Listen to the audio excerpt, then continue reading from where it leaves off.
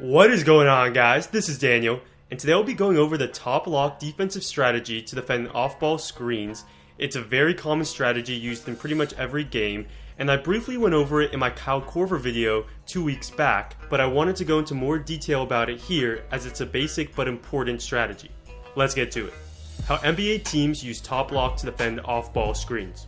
This is a great example of it. So the Knicks set up a pin down for Hardaway, and Stanley Johnson will perform top lock. He'll get in between Hardaway and the screener in a stance, and he'll basically block Hardaway's path to use the screen. And what that causes Hardaway to do is use the screen in the wrong direction, and that helps stymie the offense, and this is exactly what you want from a defensive perspective. It is most commonly used versus a down screen or a pin down, and here again the screen is coming, and Austin Rivers this time isn't quite in position yet to top lock, but he closes the gap, and when the screen is being set, he's between the two players, and McCollum uses the screen the wrong way, and they blow up the pin down action.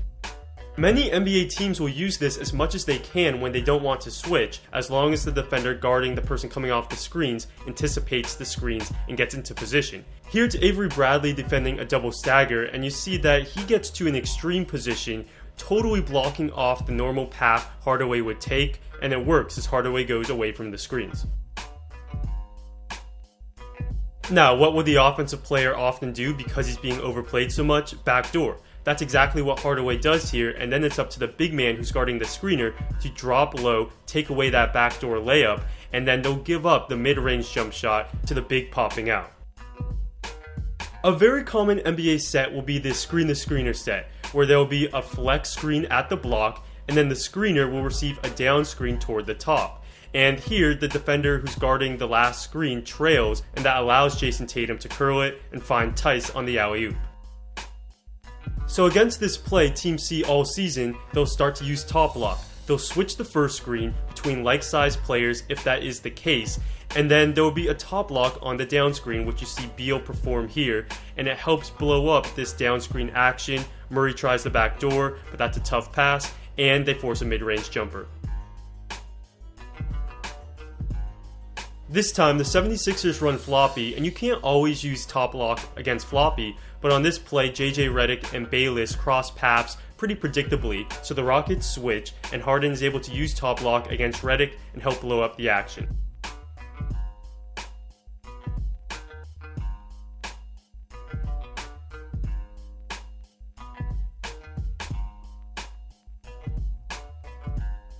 Even against sets that aren't used as frequently, you can use top lock if you have good scouting and smart players, and that's exactly what happens here. This is a nice set to get Bradley off a screen, but Curry anticipates it, top locks it, and the Warriors get a stop in a close game.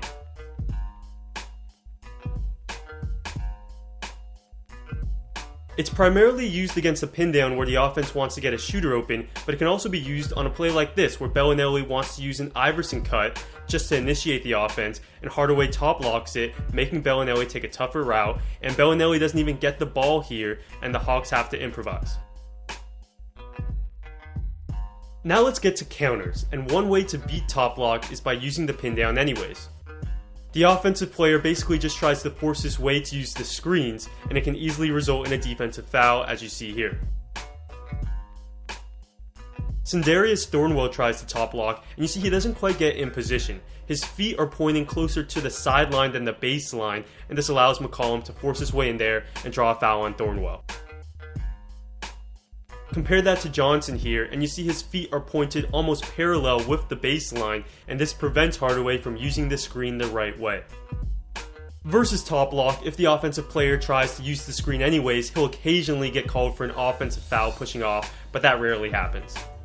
Trying to use the screen anyways can be effective because the defensive player may not want to get too physical and foul. That's what happens here, as Harris is in great position to top lock, but when Hardaway tries to use the screen, he offers very little resistance, and Hardaway gets it and gets a dunk attempt. Something similar happens with Curry here. Rozier's in great position to top lock, and it seems like he's getting physical, but Curry pushes off a bit, and he's able to use the screens. What Beal is good at is that he'll walk his defender down, and this is especially useful versus top lock. So he's going to use the screen, but he walks his defender down, plants his left foot, and then uses the screen and it helps get him open.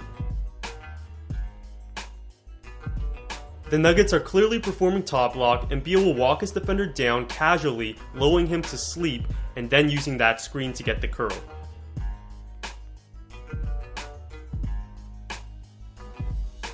Of course, you can beat top lock with a backdoor cut, and Beal again, and we see that he will backdoor against top lock, and notice why he does it.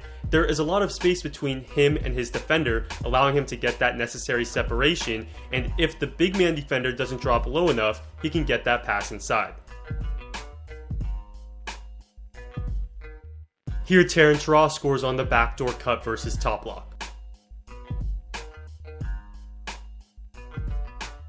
The offense can also use more of a lob pass, so here Carmelo is going to set the pin down, and notice that Donovan Mitchell is already in top lock, and he's much shorter than Paul George, so Westbrook throws it over the top, and George gets it.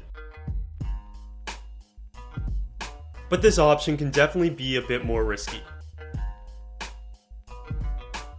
Back to the standard backdoor cut, and it's definitely most effective when the screener can shoot. So Bradley decides to backdoor cut against top lock, and Tobias Harris can shoot the 3 and pop out, and this makes Middleton less likely to drop low and take away that backdoor pass. This is a good example of when top lock shouldn't have been used, as the Bucks should have just switched this screen. Staying on the topic of a shooting big man, a pin-in can be used to counter top lock if the screener can shoot. The Bulls execute top lock, and Brook Lopez can shoot 3s well, so instead of screening, he'll pop out to the 3-point line, and because Robin Lopez was really sagging off, Brook is going to be open, and for good measure, Lonzo pins in on Robin, and Brook wets it. Korver will do this once in a while, and here on your standard down screen, you see he pins in for Kevin Love, screening Henson, and what the defense should do in this situation is have Korver's man pop out to switch onto Love, and that's exactly what Jason Terry does, contesting the miss. In this situation, what Love should have done is not shoot it and tried to take advantage of Terry in the post. Another option is a backdoor cut, and then the offensive player can look to come off a screen on the other side. The Blazers have this built into one of their sets, and McCollum is top locked on one side, so he runs off a screen on the other side where the defender is forced to trail, though here, great defense by Beverly, and McCollum has to make a tough shot. This is good stuff. Lillard is denied that first screen, but he has the option to go to the other side to run off another screen.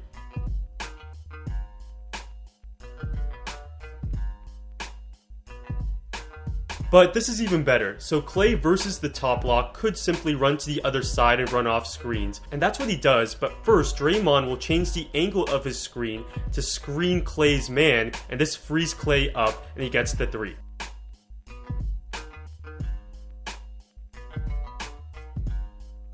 As we watch this play again, this was probably just a really clever set, knowing the Celtics like to top lock. In terms of sets to counter top lock, I just went over several examples, and it's pretty much any play where the defender has to trail.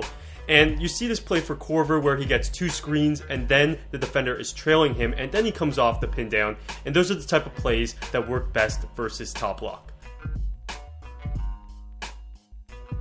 The Wolves have a play where it's a backdoor alley-oop, and they'll set up a pin down for Butler, and basically Danny Green gets into top lock position or at least plays it aggressively, and when that happens, Butler backdoors for the alley-oop.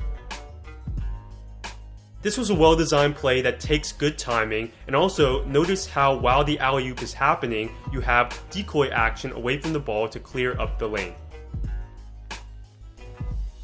Well, there you have it, guys. This is a basic concept in the sense that you've all seen it on an NBA floor, but it's good to dive into it, and it's fun looking at this dynamic happen every game. Thanks for watching, and I'll see you next time.